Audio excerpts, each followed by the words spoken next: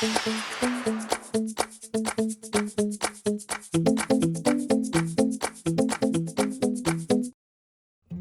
teman-teman, kembali lagi bersama dengan saya, Joel Christian. Jadi pada video kali ini, saya akan membahas mengenai dome light. Dome light itu yang ini ya. Oke. Jadi dome light bisa dibilang jenis pencahayaan pada V-ray yang berbentuk seperti bola atau setengah bola. Dan sinarnya ini menyinari seluruh area di dalam modeling. Jadi sifat pencahayaannya skala lingkungan.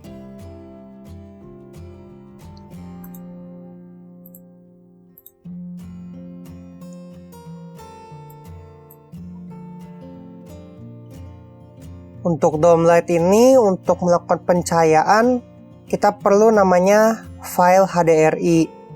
Jadi ini mirip dengan ES Light, sama-sama memerlukan file.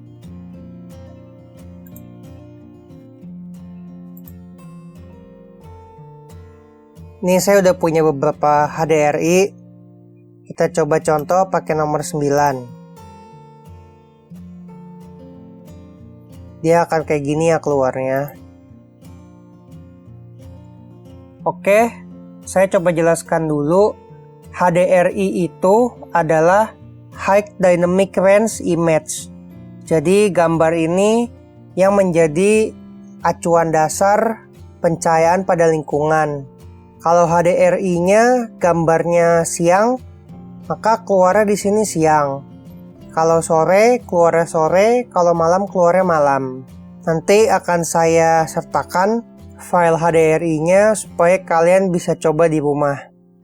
HDRI itu selain mempengaruhi cahaya, tapi juga mempengaruhi background gambar. Jadi untuk memberi suasana yang kita inginkan, seperti contoh, di belakang terlihat seperti ini. Nanti pas di render, hasilnya juga akan terlihat seperti ini. Supaya memberi suasana dan pencahayaan yang mendukung. Kita bahas parameter yang pertama, color texture HDRI. Jadi color atau tekstur HDRI ini berfungsi untuk menentukan warna cahaya atau menentukan HDRI yang digunakan. Kalau kotaknya dicentang, yang dipakai itu HDRI. Tapi kalau nggak dicentang, yang dipakai itu warna.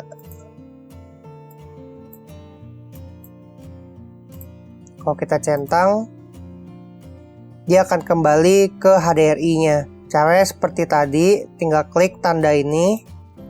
Tinggal kalian load aja, tinggal pilih filenya, udah seperti itu.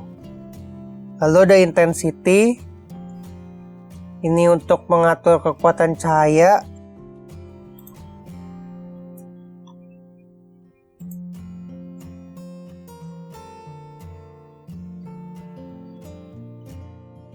Kemudian ada units, untuk menentukan satuan pada pencahayaan. Kemudian ada shape.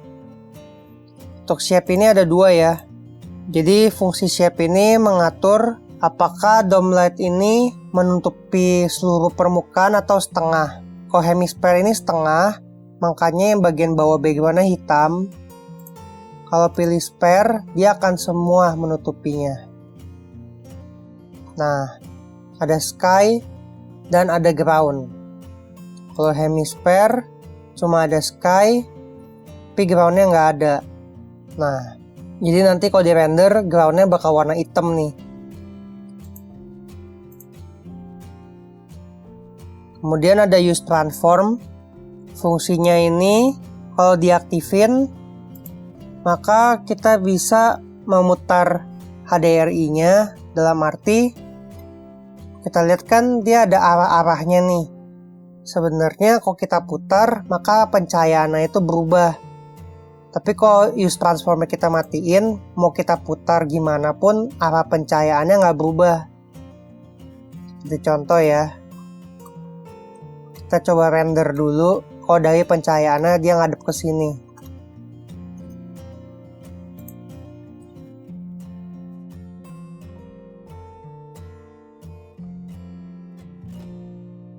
keluarnya gini ya. Sekarang kita coba kasih perbandingan. Ini pakai region render. Kita coba putar.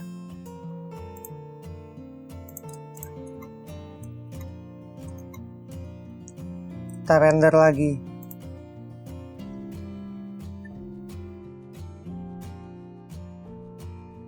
Nah, kita lihat awannya berubah, backgroundnya juga berubah.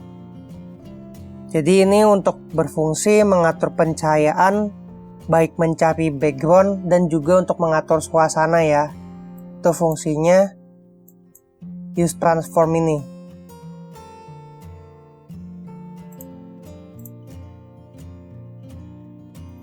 Selanjutnya ada adaptif.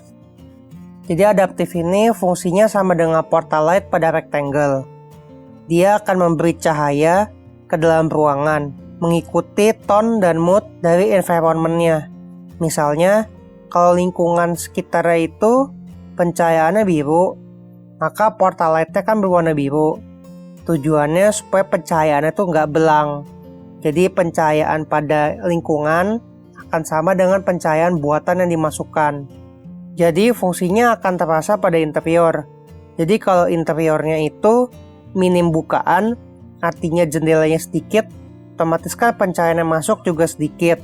Biasanya kita perlu boosting cahayanya tuh dengan menggunakan cahaya buatan.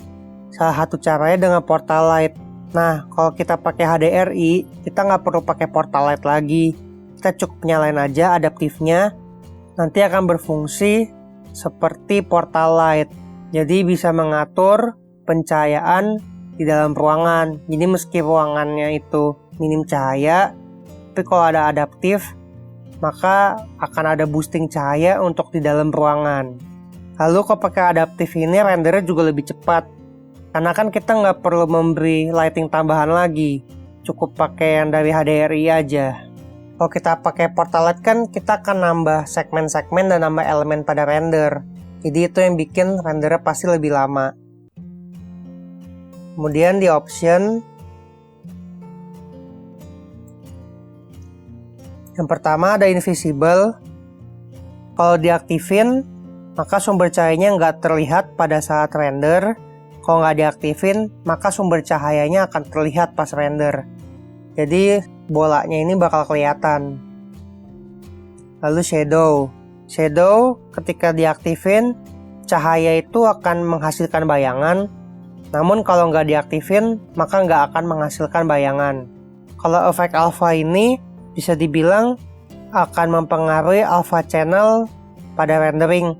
Alpha channel itu channel untuk mengatur transparansi benda. Jadi benda yang solid akan berwarna putih dan backgroundnya itu akan berwarna hitam.